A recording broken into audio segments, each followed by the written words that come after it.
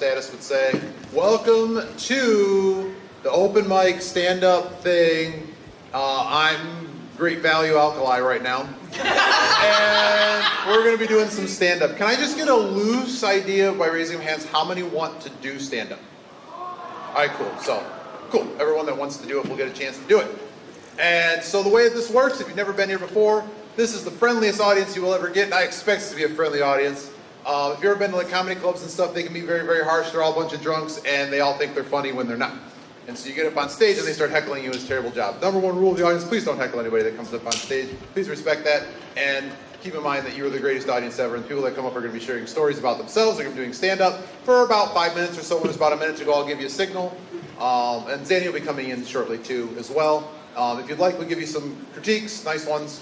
And just kind of give some general sense for those that might be interested in doing open mic, and just things that come to mind, like, hey, you're doing this really well, or like, you know, we've seen a few of these, you know, like just general things. I'm not here to pick on anybody, but if you'd like some critiques, I could do that. But we're just here to have some fun, tell some stories, have some laughs, that kind of stuff. This is a mature panel, right? I don't know what the schedule says. Whatever the schedule says, if it's all audiences, guess what? It's an all audiences show. If it says it's a mature show. Is there anything else I need to mention? I'm sure something will come to mind. No one has shouted anything out. But yeah, I'm just going to have a seat in the front row, and the stage is all going to be yours. Who'd like to come up first? You two fight. Who wants it? Rock, paper, scissors. Wow, we're going to do it. Okay. Rock, paper, scissors. You go. All right. All right, my friend, what would you like to be introduced as? Blaze. Blaze? Please put your paws together for Blaze. The step is on the other side. Go, just leave. Go the other. Yeah. Come out. This is all part of the act, I'm sure. No. I'm usually not this good at Yeah, the step is on this side. Yes. Step. But all yours, Blaze. If you'd like to grab the mic, you can do that too. Yeah. You're good. You're good. Take it away. Hello. So I have a secret to share. You know, like with the theme of this year's convention, Mission Impossible.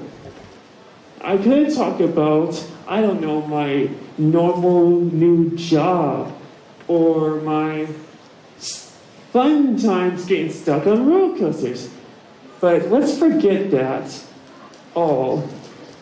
Let me take you all to throughout different dimensions, because my secret is, in another life, I'm a part of a secret collective known as the Brains Collective. We have many different members from various universes, and throughout the organization's existence, we have had some interesting things happen.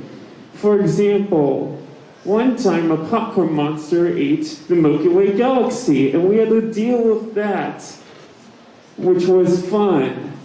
I ended up going inside that thing and meeting an individual named Eva Goddess. But then the popcorn monster kind of swelled up and poofed, just gone, bye, and then showed up again during another situation that happened earlier this year. It featured a giant human-sized cookie being enchanted by some evil person. It started transporting all kinds of characters throughout space and time, from Equestria to King's Island theme park to other places. And it kept trying to shrink itself to force someone to eat it. Yeah, the cookie tried to do that. And someone actually did eat it. However, they were somehow immune to the effects of it, which was quite the situation. I wasn't there for it, but because I am the writer, I can peer into other universes and be like, oh, so that's what happened this day when I was doing something else. Yay. Another time, let me think, there's a bunch. Oh yeah, And for Ohio just kind of showed up in Roka's Tekken 3. Was just there in Roka's Tekken 3. Just got teleported from the world of Utopia, you know, a video game, to another video game, Roka's Tekken 3. A game where you can break physics a little bit by making a robot that literally goes to space. Space coaster, sure.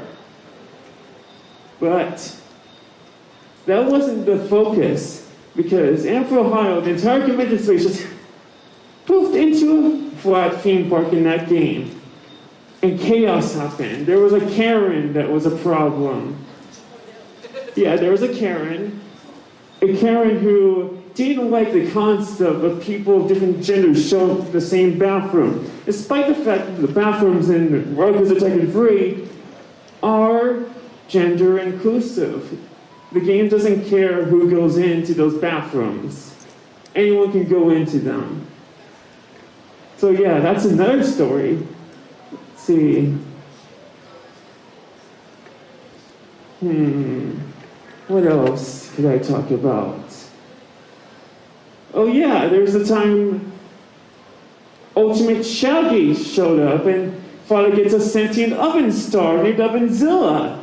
They fought and they fought and they couldn't outdo each other. They ended up getting stuck in an endless cycle of gaming where they just kept trying to beat each other and just kept tying for an untold number of years. And I got stuck there as a spirit, just watching them go at it, to the point where we had to undo time, but just like make that not happen anymore, because that was not fun. Just watching them go at it, playing all kinds of games until they just kind of ran out of games to play.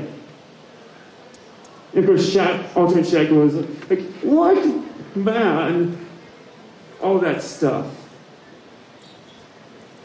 I've read about all this stuff, so it's quite interesting, to say the least. And I'll end it off with a punchline. Card games on motorcycles! Give Blaze a round of applause.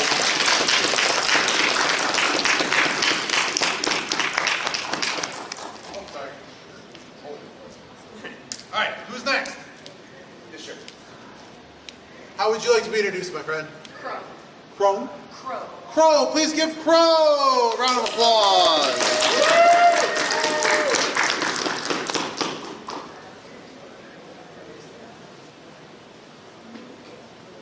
First success of the day, I didn't trip. I got destroyed by one of those at Anthro, Ohio. I think I actually made a small break in my ankle because the stair broke into the stage because it wasn't actually secured by it. It was like basically a wood block. Okay, so you couldn't do it just normally. You had to do it fantastically. You had to like go above and beyond to do this. Everything I have to do has to be fabulous. Okay, so you're extra. Got it. Okay, take it away. Go. All right, I'll stand up when there's like 1 minute left. Okay. Yep. All right, so one, was anybody in here yesterday for the charity Whose Line Is It Anyway? Yeah. Okay, so when they're up there talking about, meth, and here working in, one particularly, I work late shift dispatch for 911. I was like, oh, so you guys do know Indianapolis. Some of the calls I've had to take where they start out normal and then they take a left turn. And it's just, some of the calls that we get, and I have to remain professional and serious when a lady is talking about black magic coming out of her toilet. Or when somebody's talking about the fact that Samuel L. Jackson has stolen their identity and is taking their money, and I'm like, I don't think you're that important, sweetheart. We do also have quite a few mental health callers that they don't have the help that they can get to get the right meds and things like that. Sometimes they're the most fun callers. We have a gentleman that he likes to go, he wants to go to the hospital because there he can get medicated and taken care of. But the amount of stories that he will tell to get there kind of make us just, it's really hard to be professional and calm sometimes and not just start laughing. Now, also working for the police department, I also have a really twisted sense of humor. So it takes everything I have to stay calm and not say the first thing that comes to mind because I'm a terrible person. But that aside, because of my twisted sense of humor, I'm pretty good at cracking jokes on things that you probably shouldn't joke about. But to this day, my greatest comedic genius, I'm so mad about because I can't remember the damn joke. A little sad story to get to the funny part of it. My mom was also a police officer before I was even thought of, and she was almost killed on the job in my senior year of high school. The best part of the story is she got better. She basically told all the doctors to F off when they told her that you can't go back to work, and 10 months later, after getting driven over by a car twice, all the way up the left side of her body, including her head, she went back to full duty because they told her you couldn't, and she said, watch me. But so I'm with my mom. We're in a Chinese restaurant, and it's one of those smaller Chinese restaurants, and a lot of the wait staff barely speak a lot of English. It's a really small one. It's nice. I'm there with my ex and my mom, and it's a quiet day. There's not many other people in the restaurant, and we're just talking. And so my mom cracks a joke about her injury. So I stop and I go, are we joking about this now? Is it okay? And she goes, yeah, why not? And I swear to God, I'm so upset about myself.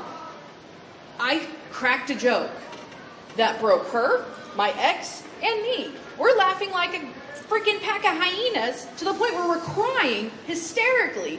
And all the people in the restaurant are just staring at us. The wait staff is trying to see who the hell's going to go approach the table to see if we're okay. You can see them in the back talking. And I'm like, I'll remember this. It's fine. I'll know exactly what I said. God damn it, I can't remember the joke. To this day, it was the best comedic moment of my life. And I can't remember the goddamn joke. That's the story of my life. Give her a round of applause.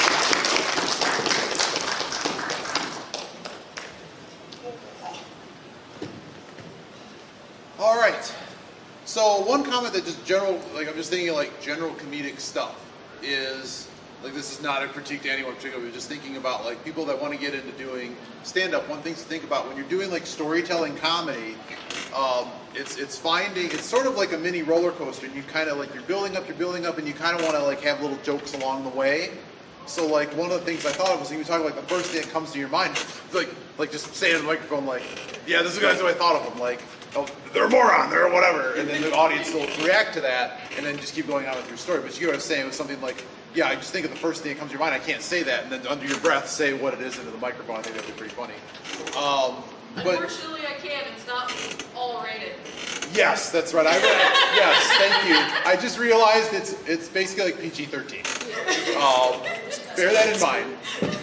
Funny story. Anytime I have actual kiddos at panels, and it's like open submission or whatever, they're the ones that supply all the dirty answers. Their parents were there too. That was really fun, and I said it.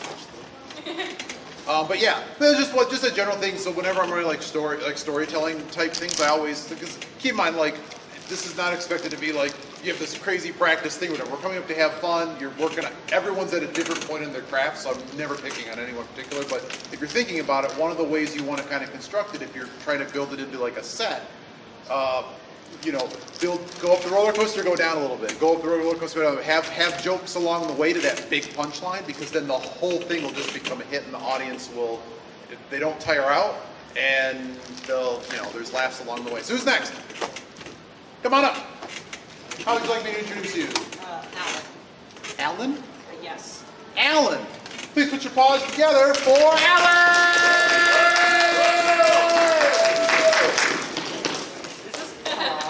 Absolutely. If I need it for this, I don't think. Absolutely. I'm just going to hold it. Walk around. Hang on, it's wrapped around.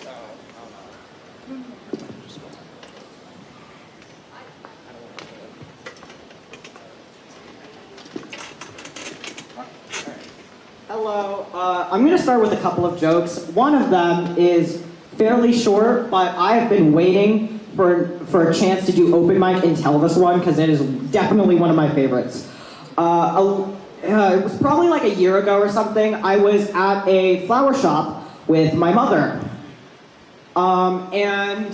They have these little wagons where you put in the flowers and you like just wheel them around. And I was on my phone taking a video to send to my friends because I had the wagon. There was barely anything in it, like maybe just a couple of flowers. And I was just wheeling it around, singing like a little tune, like homosexual with a wagon. What will happen? Something happened. I crashed it into a like display shelf. And this mom with her like little kid, she bends down and she goes, "You see, little Timmy, this is why you don't text and drive." And I just wanted to like whip my head around and go, "Excuse me, don't use my clumsiness to teach your child. What if your kid does that? Am I still the idiot or are we both idiots? Who knows?" But that is the story. I still have a couple of more. I'm in the teen program for the Boys and Girls Club in my town. And a lot of the time they make us run this little store where you can like buy stuff with like this fake currency that you can earn, and you can also give out stuff. And I was running it one time and first graders were in there. And it's like in this room where you can like play games, play on a Nintendo Switch. And I was just sitting there waiting because they don't allow you to be on your phone. You gotta be professional. I did sneak in, so I snuck it. But anyways, this kid comes up to me and I'm like, "Hey, how are you?" And they're like, "Hi, can I have a glow stick?" Because at the time, we sold glow sticks. Mind you, this is a first grader. First graders aren't the smartest So I give them the glow stick. They give me the fake currency. And they say, "How do you work it?" And I go, "Oh, you snap it and it glows." And they say, "Okay," snaps it in half. And then they tried to eat. Then they of course had to try to eat it. So I was like, "No, don't eat that." And then they invited their friends over. They invited their friends over to eat glow stick fluid. And I was just thinking, why? That's another story, and then I have one final one that'll probably take up the rest of the time, because I forgot the other joke that I was gonna say. This is at the exact same Boys and Girls Club. I was running the store, and my friend had like just left, so it was just me. And I'm running there, and they have these two shelves. One where you can give out to the kids, and one where there's like, you buy the stuff with the fake currency. All on there, you buy stuff with the fake currency. You can't like borrow that. And this kid comes up, and I can barely understand him because he's talking very, very quietly. And so he's pointing at the shelf where all the stuff is, and he has some of the fake currency, but he's pointing up because the higher it goes, the more expensive it is. So he's asking me like, and I'm like, "Excuse me?" And he keeps pointing, and I cannot see where he's pointing. And I finally figure out where he's pointing, and I'm like, "Oh, you don't have enough for that, I'm sorry." And he says, basically all I heard was, "Can I have that right there?" And I was like, "No, you don't have enough." And this kid just kept on asking me, "Can I get that thing right over there?" And I was like, "No, you don't have enough of the fake currency." So I had to grab a counselor. and make them tell this kid, "Hey, you need to tell them to stop." And they do. 5 minutes later, no! No, you cannot! Anyways, that's pretty much all of my jokes since I forgot the other one. Thank you.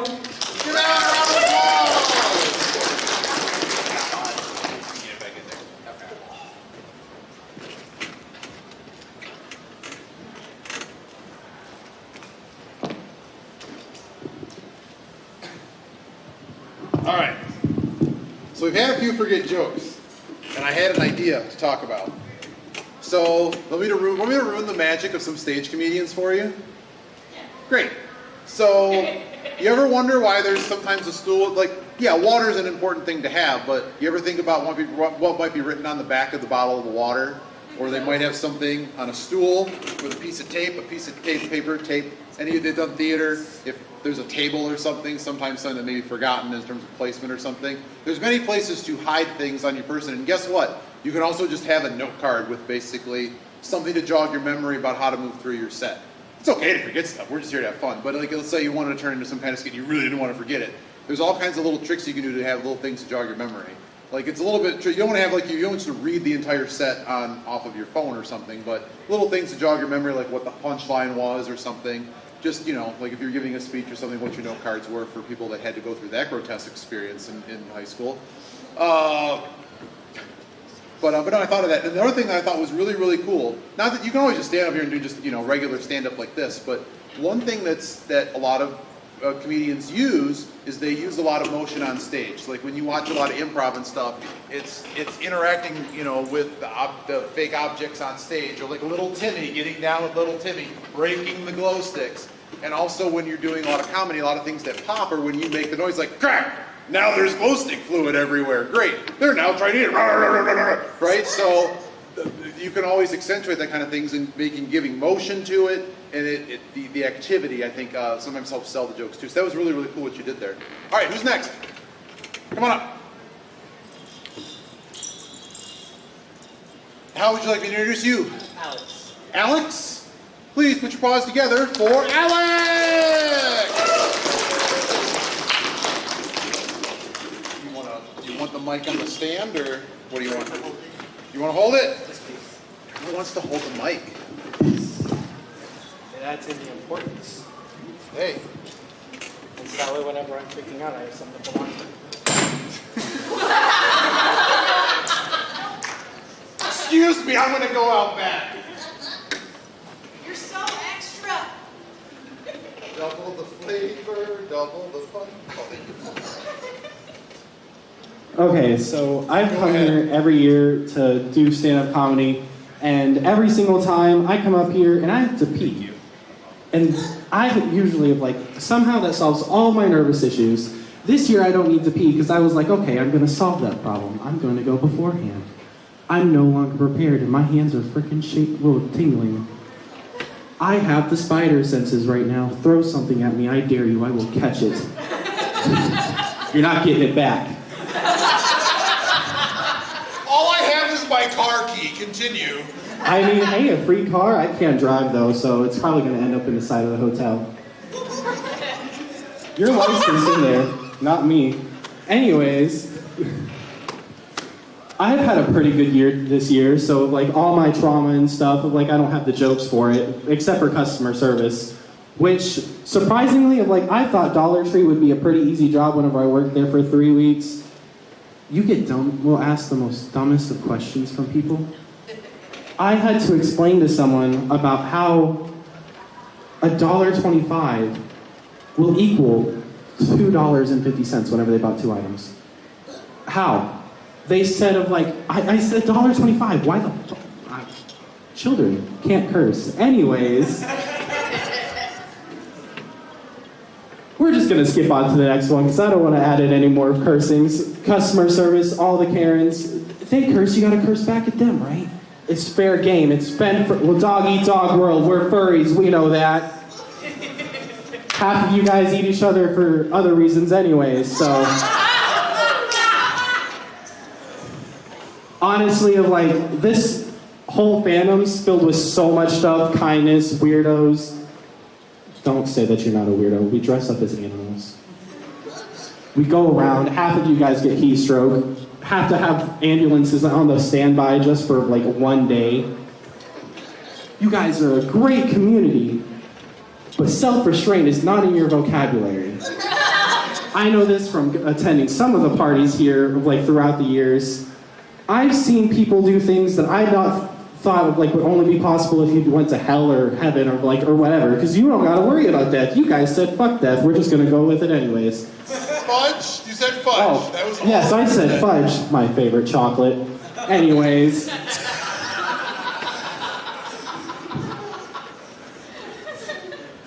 I started working in a warehouse recently, and I have never thought that I would want customer service more. I am a pretty big guy. You would think of like, I can lift these objects and everything else. That's the problem. I'm a pretty big guy. It's all fun and games until you hit your head on a metal surface. Go through that 2 or 3 times a day, and like, you got a wonderful shift. But it helps with that. Like, my person that I usually get set beside, we just talk about the people that we're going to kill on shift. It's always fun whenever they walk by and hear their name and we say our plans for them. Of like, we don't have any restraint. We'll stare them down and say, yeah, you're next. It's really funny whenever it's the managers, because then they'll stare back and like, we'll just stare at them into their soul and say, hi. What really scares the shoot out of me, I can't cover with that one. Well, I did cover with that one, actually. I deserve props for that, okay? I stopped. Thank you. Thank you. The round of applause. I saw this short woman. I had no idea how she could get the stuff on the top shelf until I walked by her truck one day, and I see her clinging onto it like Spider-Man. And I swear I saw her head go a full 360 just to try and look around at all the other stickers. And then she looks straight at me and stares me down. And of like, she then comes out of the truck and tells me, you didn't see anything. And I said, judging by seeing your head just do a 360, I didn't see crap, because you obviously saw it all. Being tall, everyone wants it. It's not an advantage. It's a very much disability for sometimes, because you'll fall. Oh wait, stand up time. Oh crap. You like 30 seconds, you go. Okie dokie, I got 30 seconds to finish this one. Being tall, like, you'll stand up, you'll think of like, oh yeah, I got this, until you're on an elevated platform, and if like it's shorter to everyone else, you're up here, you're thinking of like, damn, the clouds, they're fading, the fog. There's a little mist down there for me right now. I'm not sure if any of you guys can see it, but like, if I fall off this, I'm not gonna get back up. The video game restarts from the beginning and says you failed. Anyways, hope you all enjoy the rest of your con.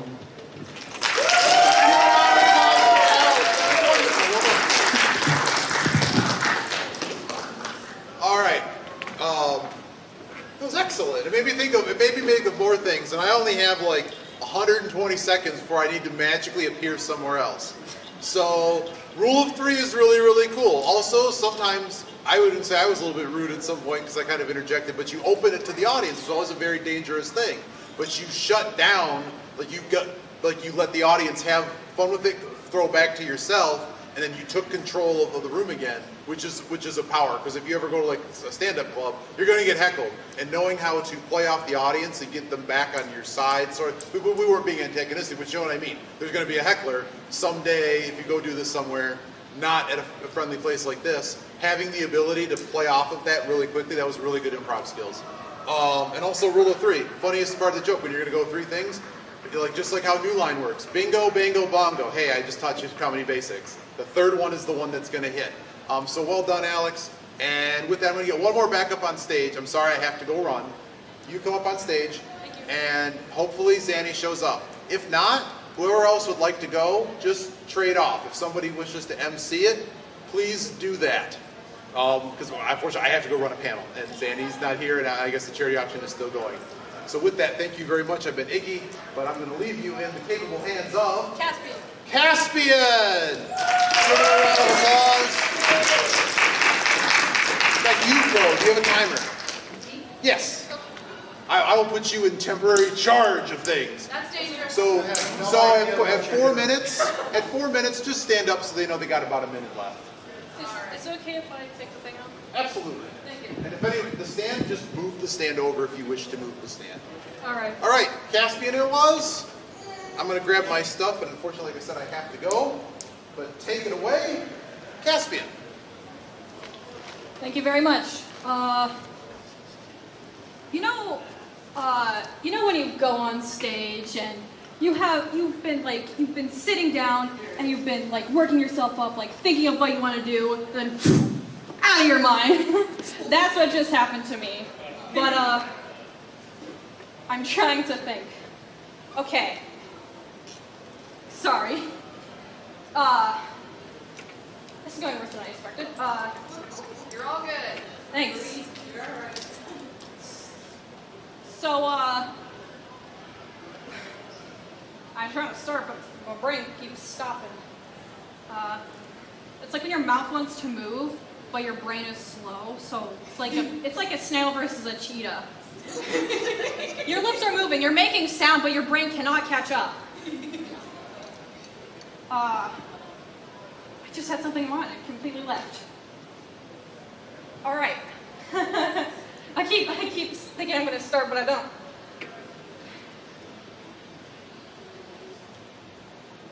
All right. So I'm from Bloomington, about an hour, 30 minutes from here. There we have a couple small diners. My favorite is the Porthole. I haven't gone there in a while because it got recently renovated, so it's been popular a lot, and I'm very introverted, which I have a story about later. But so I was at the Porthole with my dad, my mom, and my twin brother Alan, and my dad and I like to poke fun at my brother because my brother's a weirdo. But so we're poking fun at him, and we say something that I can't say here on stage, but I just burst out cackling. I have a very loud laugh, and when I do laugh, I sound like a maniac. You know, like a mad sound. It's like, whoa! That but like 10 times louder.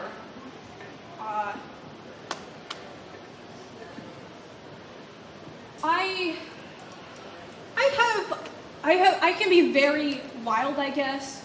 My friends have described me as laid back with a chaotic undertone. Like, I'll be just completely relaxed, but when I'm relaxed, that's when the floodgates open. Like, I will just start spitting the randomest nonsense you will ever hear. For example, a while back, like a few months ago, I was at a sleepover with a few friends. And it was me and these two boys that were up. I'm an insomniac, which I have a story about later. But, so, it's like dark, it's like pitch black, the only light is our phones, and I'm sitting like I'm curled up on the floor, and I just go, you know what would be crazy? And they go, what? And I said, if someone broke in and killed us in the most gruesome way imaginable. That is my mind. I have very morbid thoughts. I mean, I'm a teenager, so that's kind of expected, because, when we got here, when I arrived here with my dad and my brother, this is my first con, I had not gotten any sleep the night before. We got here yesterday. So, I had gotten like an hour of sleep in the car, like 45 minutes of sleep. That was the only sleep I really got that day before like 5, and I just passed out. But we were checking in, and my brother's like, oh wait, look behind you. And I turn around and go, oh, a pink bird, I don't care. I'm a real mood when I'm tired.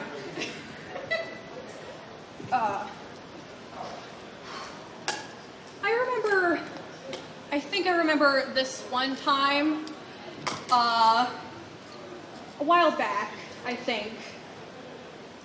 I just flew my mind, but I got it back. So, I went to this, I've gone to 2 schools. I'm homeschooled now because I'm neurodivergent, so school can be really tough for me, so homeschooling is really the best option. But the 3 schools I have gone to, minus kindergarten, well, just 2 of the schools I've gone to in the past have names surrounded about, like, peace. And so, the first one, Harmony, that sucked. For a school named Harmony, that sucked. But, like, there were a lot of moments, like, my brother got married to this girl, and they were, like, first graders, but, yeah, I'm gonna embarrass you, but, yeah. He got married as a flower girl. Yeah, there. I really struggled.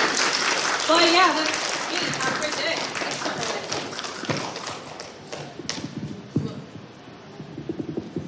Here. I got it. All right, cool.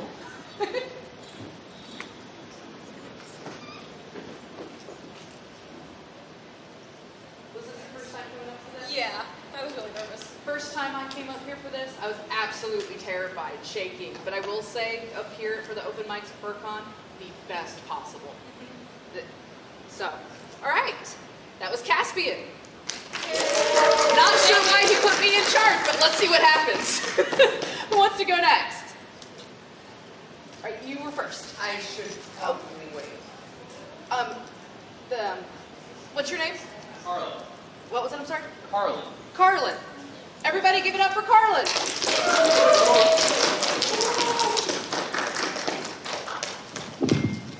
Public speaking tends to work better if we have a microphone. This is going to be a bit more of a story time because this will be my second convention. First convention, that way. Yeah, other what? Sorry, I'm having the same issue where I'm speaking faster than I can think. But yeah, this would be IndieFurCon would be my second convention. My first convention was just last week at Denver, which they are very allergic to signage. I just have to. I go to the lobby and go like, okay, where's registration? Okay, there's people congregating over here. It's like, all right, no. Oh, you have to go to this other room, and we'll send you in like platoons and whatever. And trying to find other like panels was another issue in and of its own self. But anyways, trying to get to the convention was a bit interesting because I didn't plan well. I live in the middle of nowhere, so I rely on other people. Well, actually, I rely on my car, but then my car had its condenser. Well, I was trying to get the condenser fixed. It has been almost a year, and every attempt has been like thwarted in the most baffling way possible. If you want to, like, I'm on the fourth condenser. The first one, whole. Second one, some warehouse worker has drove into it and then shipped it out. Third one, gasket just decided to existent and dump refrigerant. So that's awesome. So I am still without a car, and I was genuinely considering. All right, I have this Honda Foreman quad. Can I drive this to Indianapolis? Fortunately, I didn't have to find out. Instead, I borrowed my mom's car, had to pay for the insurance. Yeah, it is a miracle how I'm even here to begin with. Anyways, on Denver getting me out, I didn't plan well, so I'm going through my contact list. All right, I'm gonna try this person, they have plans. Try this person, they have plans. Try this other person, plans. Well, actually, they were actually at work, so I didn't really get a hold of them. And I'm going down the list, and the last person I end up calling is my mother's boyfriend. So I had to ask him for a ride to take me to Indianapolis International. And fortunately from there, getting to the convention was fine. I believe there's a point to this story. I am trying to figure out what was the point of the story now, because I had a thought in my head, and then it's like... You were trying to get here and you weren't sure you would? Oh, well. Well, I mean, I managed to get here, so that's a accomplishment in itself. I think yesterday I had to use someone in his 2000 Lexus with the most curious of electrical issues. Do you want to open the passenger side window? You have to just pull it and push it just right, and then it'll just start opening. I was in a panic because I'm so used to a driver's side window working. So when I push it down, it's like, oh, how am I going to get this back up? So I had to it was a bit of a panic until I got it back up. Anyways, I also had to, trying to get here was also interesting because schedule conflict. I had to I had to get to Indianapolis. That's where I got the Lexus to drive to. Then I had to fly to DC. Then I had to drive 12 hours straight from DC to Alabama with someone inside with their stuff. And it was mildly infuriating being told how to drive a car. They were so peculiar about their car. It's I the one lazy thing I like to do when I'm in a drive-thru that has an incline. Oh, I can just put it in neutral and just be lazy, pull the handbrake and just kind of motor there. It's just oh, that would ruin the car. It's in neutral. It doesn't do anything. It just disengages. It'll just free roll. Fortunately, she mostly quieted down, and I just spent the most of the night just flooring it, going across the interstate, treating it like a Tokyo, like a Tokyo drifter or whatever. Like just not giving it, just not caring for lanes. Just all right, just gonna cut the corner and there's no one around. Who cares? Then I got to Alabama, some like the tiniest airport I've ever seen. It's just like I think it's Montgomery, and it's like so tiny. You go to Indianapolis, you go to like every other airport. It's like miles long and like filled with all the like overpriced food you can see, and then there's just this tiny one. Just has like one restaurant and like a souvenirs thing, and then some vending machines that don't really work right because who's carrying? Okay. I'm being called off. So. Just get like the hook. No hooks at this show. I know, it's a bit of a story time. It was good though. Everybody give another hand to Carlin. Yes, good. I know, the comedy's a bit sporadic. 5 minutes. Fine, we are giving 5 minutes. Okay. Did you have, I didn't get to see the whole thing. Did you have something? Oh, no. I'm going to hand it back over to our wonderful Alkali now. My apologies, everyone. Charity auction went way over. Sorry about that. Thank you for sticking around. I don't know who's gone and who hasn't, so we're doing 5-minute sets. Who would like to be our next stop? All right. Looks like we're going to have time to get through everyone, so we're going to start over here. We're just going to start going around. How may I introduce you, friend? Kiva. Ladies and gentlemen, both and neither, give it up for Kiva!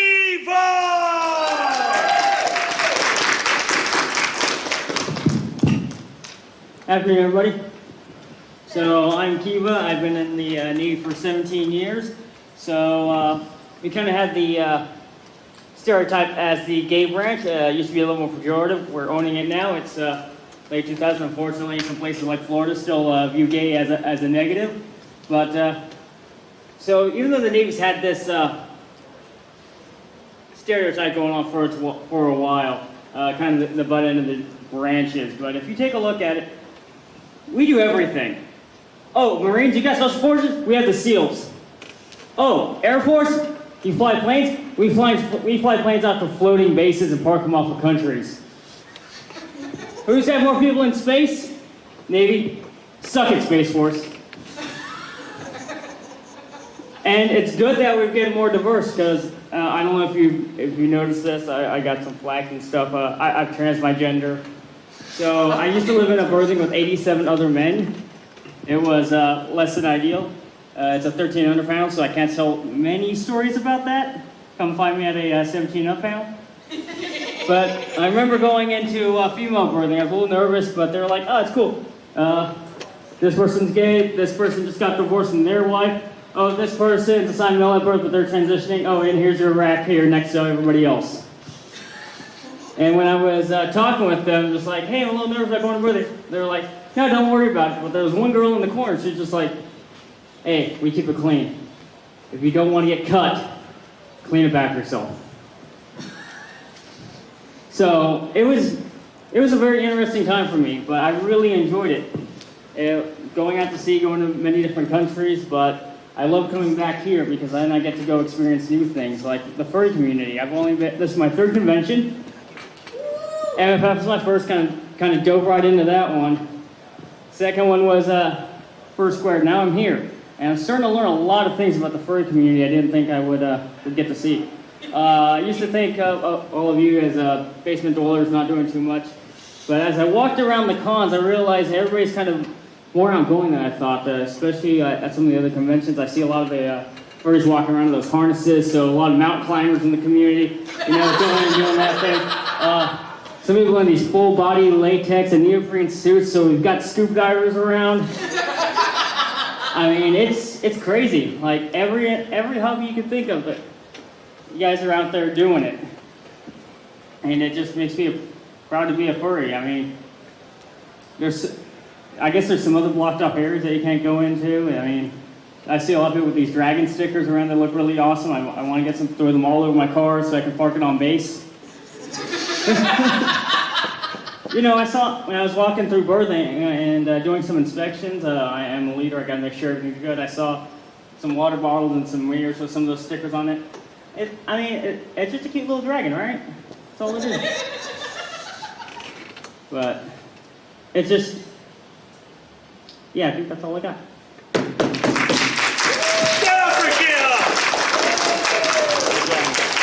So the one thing I'm going to talk about right here is knowing your audience, which you just, especially at the end, you nailed.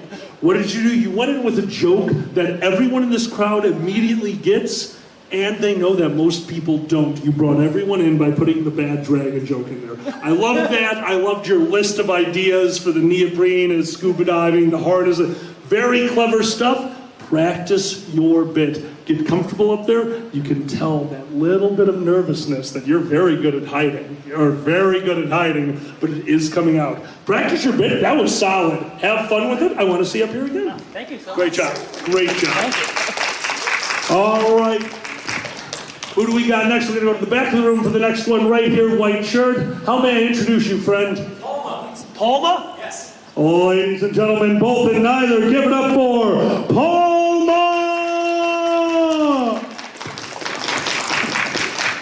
Thank you. I already feel like a comedian. I have the Hawaiian shirt, check. I have the shorts, check. I'm a cis white male, check. So we're good. Let's do this. All right. So I come from California, and let me just ask out here, who here lives in somewhere in the Midwest? And keep your hands raised if you've ever been to a beach. All right, so, okay, all right. So, don't know much about beaches, don't you? I don't know how that segues into my next bit, but so being from California, and now moving into the Midwest because of university. There's a bunch of different things that I've never in my life have seen before. A lot of different things I've never experienced, and I've had the ability to experience them. And one of them is the fabled. The thing that I've always wanted to go to, the fabled restaurants known as Waffle House. Now this place has a very strange place in the internet. It's a place where disasters are ranked. It's a place where every single kind of fight you can think of has happened there. First time I went to a Waffle House ever. I saw my own fight. I actually saw a Waffle House fight in real life. I still went in, but I still saw it because I'm hungry. So I got in there. I ordered myself a chocolate chip waffle. Now the thing about that is I was expecting it to be in the waffle when I first ordered it. When I got it, it was pretty much just a waffle with chocolate chips on it, and I was really confused the whole time, being like, "Is it in there? Is it in there?" No, it wasn't. Moving on to my next bit because I have no transitions. I grew up in a very fortunate family. Both of my parents made some amount of money. How they're able to afford things, I have no clue, but they did, and my family is very well off. So to me personally, I had my first phone when I was in 4th grade. All the boomers here are being like, "Oh, what the hell?" And one game that I used to play all the time on my phone is known as Clash of Clans. Who here knows about Clash of Clans? Nice. Bunch of. All right. When I first played this game, I was in 4th grade, so I was really stupid in comparison to the rest of my family, and it's a strategy game. It didn't really mesh that well, and ultimately it ended up in me falling way behind the rest of my family. Now I never really consider myself to be much of a thief, but There was one time where I watched my parents put in their credit card information into something, and I kind of wrote it down, and I kind of spent a little bit of money on Clash of Clans. If a little bit of money is $200, so yeah. I spent $200 in the game, and I felt like a king. I was moving so far ahead in this game, and all my family were so confused because all my family played it. And whenever they would ask me how I was getting this far, I would just say, my friends found some hack in the game that just allowed me to go further on. Yeah, and I definitely would have gone away with it, with my excellent lie. I would have gone away with it if it weren't for the monthly bill that came in. So one day my dad picked me up from school, and he was stone cold. He was staring at me the entire time. I think he was staring at me more than the road. And then we got back to the house, and. Yeah, I think my butt still hurts from that. I think I still have some issues sitting down from what happened there. But yeah, I learned my lesson. I learned that money is a thing that exists, and I shouldn't spend it on ridiculous things. I shouldn't spend it on some crazy dumb things on the internet. So that's why I go to cons in person now, so that I can spend hundreds of dollars on random merchandise and such. Anyways, thank you so much. That was all my bit.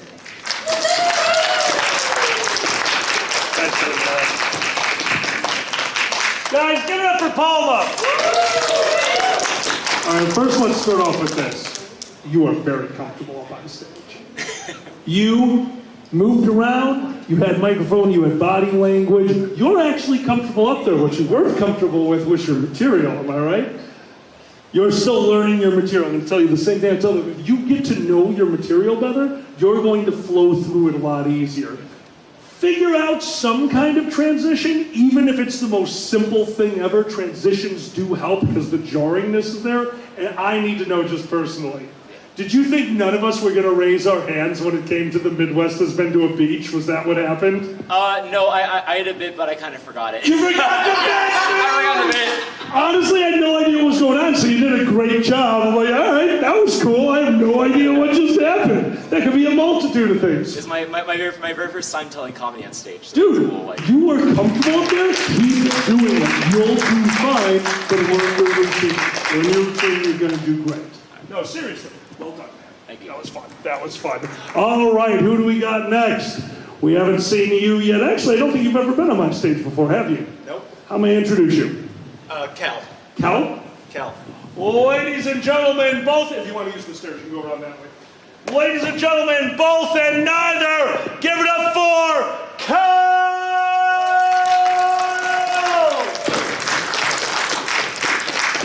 How's everybody doing today? Nice, nice, nice. I want to start this off in the style of whose line is it anyways, who I watched plenty of times, even last year, and I thoroughly enjoy it. So, Alkali, can you give me one thing you should never do at a haunted house? Attack the guy with a chainsaw. You want to know what's worse? What? Hey, Alkali, do you want to hear the time where I almost got sat on? What? By a woman that could be my mother. Oh, God. So let's talk about that, shall we? Oh, we shall. So, I am a scare actor. I have been upcoming for 4 or 5 years now. And, I mean, it's a great job, except when you get drunk people. And that's a common occurrence here in Indiana. For those who don't live here, there's only 3 things that you could do in Indiana. And one of those is get drunk. And they always seem to flock over to the one place where you should never go drunk, a haunted house. No. In comes one night where I believe, if I remember correctly, I was working alone in that room because I usually have somebody there with me. in comes this lady, and I mean, she's thrashed. She has like one of her group members, she has her arm over him, and it's just like,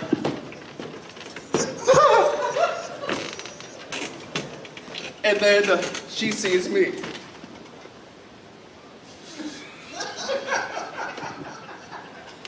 And of course, I am a Victorian ghost in this, so of course I'm just calling her all sorts of names because I could do that. One of the, she starts flirting with me. She's strutting over.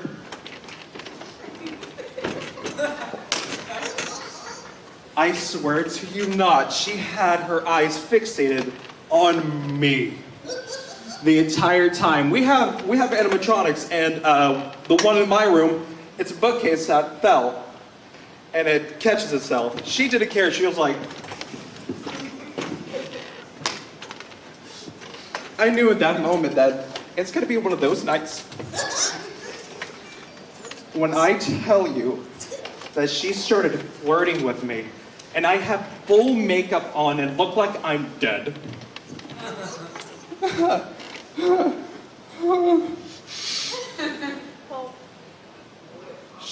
I just kept in character because that's what thespians do. She didn't like that. So when I tell you, she turned around and then started backing up to try and sit on my lap. That is the fastest I ever came out of the closet. I looked dead at this woman and said, no, okay, no, okay, no, okay, no, okay. Luckily, she had a sober mate where he grabbed her and was just like, nope, and started heading out the door. And if I remember correctly, he turns around and says, are you really gay? Get out! Point is, never become a scare actor. Because this is one of many stories. I got punched twice.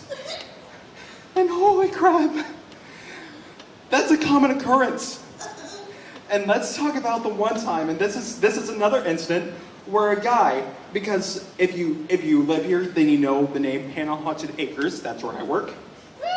And well, a guy thought it was a nice idea to smoke on the hayride. Tell it 30 seconds. You got 30 seconds. 30 seconds? I got this. Got it. So at that time, I was kind of moving around because you know I just wasn't really liking the hayride. I was working the hayride. That's the year that I switched over to Acres Manor, which is the ghost. So my guy with the chainsaw comes around and he's just like, dude, a guy's coming around. You guys need to shut it down. He has a cigarette. Tell him to put it out. So the car comes around eventually, and he was told to put it out. He throws it. I jump down, come around, and say, look him dead in the eye and said, you didn't finish 3rd grade, did you? When I tell you that he was pissed. Oh, I can't repeat some of the things because this is PG-13. Time.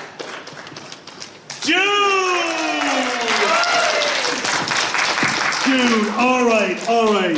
So first off, I just want to say the performance background shines through. The performance background shines through. You are so good at showing us up here and not just telling us. Utilize that as much as you can. That was gorgeous. All of your body language, you were very into the scene. No matter what you're telling, it's going to be more fun with that. Fantastic stories. The 2 things I'm going to tell you is tighten them and work on your punch-up. The punchlines are outstanding. Get us there. Keep throwing in little ideas and things in the middle of it, because right now you were body language and punchline, and that was amazing. Get that a full, solid, written joke? Holy shit, dude. Great job. Guys, give it up for our friend. I just looked. Apparently, I thought this panel was an hour and a half. It's only an hour, so technically it's over. I want to get at least one more person up because I missed half the damn panel. Who has been here the whole time? That's been sitting here. Okay, so everyone who is here, hold up your hand like this, like a paper, rock, scissors. We're about to play paper, rock, scissors. On 3, shoot, okay? On 3. It's 1, 2, 3. Who threw scissors? All of us did. And again. 1, 2, 3. Who threw paper? All of us threw paper. Normally this goes way faster. And 1, 2, 3. Paper. Who threw paper? Right over here. 2 people left. The 2 people threw paper. Ready? 1, 2, 3. Scissors. Who threw scissors? Rock, rock. 1, 2, 3. Who kept it on rock? Both of you. 1, 2, 3. Paper. Scissors. I kill you both. 1, 2, 3. Paper, paper, paper. Holy fuck, guys! How? Do you have a panel in here? Oh, good. Oh, God, I thought I would. All right, you know what? 1, 2, 3, 4, 5, 6, 7. It's yours. Sorry, guys. I thought I had another half hour here. I had no idea. What's your name, friend? Tibble. Guys, give it up for your final performance, Tibble. For those who didn't make it, find me. I will get you on the stage next time. They usually give me an hour and a half. Tibble, take it away, friend. Sorry. All right, so this is a story that happened the last con, TFF, which was my first con. And I was invited by friends, and before I was doing that, I was doing the very important job of a postgraduate, which is just sitting at my mom's house and just eating whatever she cooked, just scratching my belly, waking up before like the dogs. Doing nothing, really. So I went to TFF, I got all my stuff ready. I was surprised I even knew how to like get my own flight booked. I didn't even know how to like feed myself before then, but I get there. I meet my friends, it's great, we're doing all sorts of stuff. And this is the first day too. Like the sun hasn't even set yet. And my friend, who's life of the party, is like, you want to try this? I'm not going to say what it is, but you know. It can be anything. I don't even, maybe it's legal in Texas, I don't know. But it was 500 milligrams. And one of my friends said, like, you can't do that. Like, just take like a little bit. And I have a very toxic trait of just seeing someone do something and being like, I could do that. Like, you'll watch videos of, like, people, like, wrestling bears or, like, jumping off a plane. And I'm like, all right, I could do that. Just, like, you just jump. I mean, it's not that much work. So I took 500 milligrams. I was like, okay, this is good. And, like, less than 30 seconds, I was like, But you can't show it because you're in front of friends that you never met before. You want to be cool. So I'm just laying there, like, I'm like trying to get comfy. I'm like sweating more than I have before. I'm laying down too. I'm just like a brick. They probably see me. They don't even notice. I'm like just stuck to like a bag of chips. There's a Gatorade on my back. I don't know where I am. I forgot I even got on a flight. And I'm just like, And you get to that point where you're so messed up. You're like seeing the future. But it's not really anything important. It's just like your brain saying, all right, you're going to feel pain. And okay, good. You knew that was coming. It's crazy. And the entire time, too, like, you feel these bodies, like this wave of heat going through you. And my first thought's like, oh, God, did I just piss myself? And I'm, like, looking down, I'm like, no, okay, I'm good now. I'm fine, still fine. And that just goes on for hours.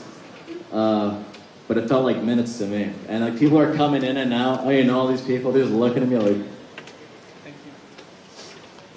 I'm just like, I'm doing bicycle kicks. I'm like, okay, let's stop it.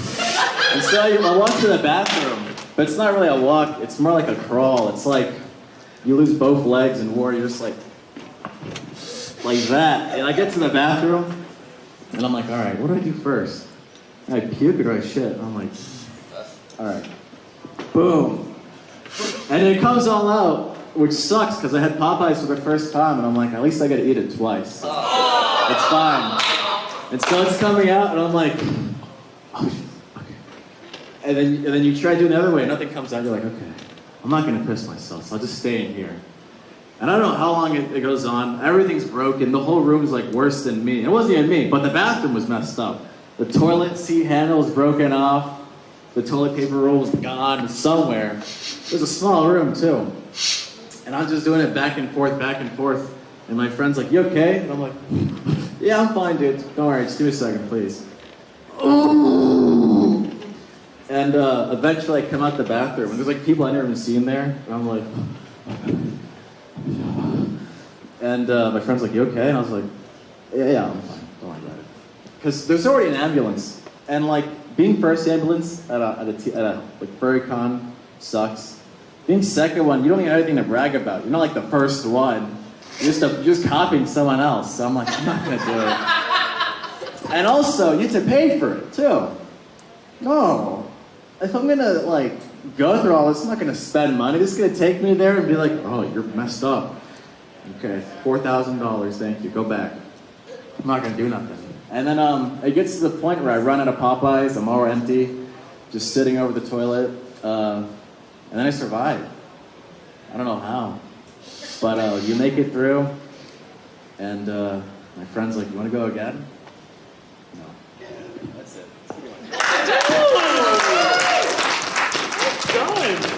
I will tell you this right now. You have a way of painting a picture. That story that you told up there, I could clearly see every bit of that. You actually told that incredibly well, so it's the same thing over here. Put some punch up in there, and I want to tell you to move around more, but honestly, with your voice and tone, it kind of really works. So I'm going to say, you got the right idea, work out the story, add in punch up, but you're there. That was really fun. You tell a great story, man. Well done. Oh yeah. Come smoke with me outside and I'll tell you all fucking about it. Although I do have to ask, later tell me if it was THC, acid, or shrooms, because all of the, really? Oh, you poor bastard. Guys, I obviously did not get to everyone. I'm so sorry. One of my panels ran late, and I do apologize to everyone who couldn't make it. Find me. If you see my name at a convention, I have put in to run this panel. It should be at every convention I am at. If you see it, please stop by, get back up on the stage, because this is truly the only way you will learn. Doing it in front of a mirror will get you so far, but doing it in front of an audience will teach you the most important thing: how to deal with getting different reactions from a joke you know is good. Get up here, keep trying. I want to see you all back next year. Thank you so much to our performers. Don't forget to see closing ceremony. Sorry if you guys didn't make it. My name is Alkali. Enjoy the convention and good night. I'm so sorry, guys. This one got destroyed. Silver Gato-man, he bought me a coffee. Silver Gato-man, here is the song for thee. He likes to video all the panels at the cons. You should go and watch them whether they are short or long. Silver Gato-man, you video that's not a jibe. All of you go to his YouTube channel and like and subscribe.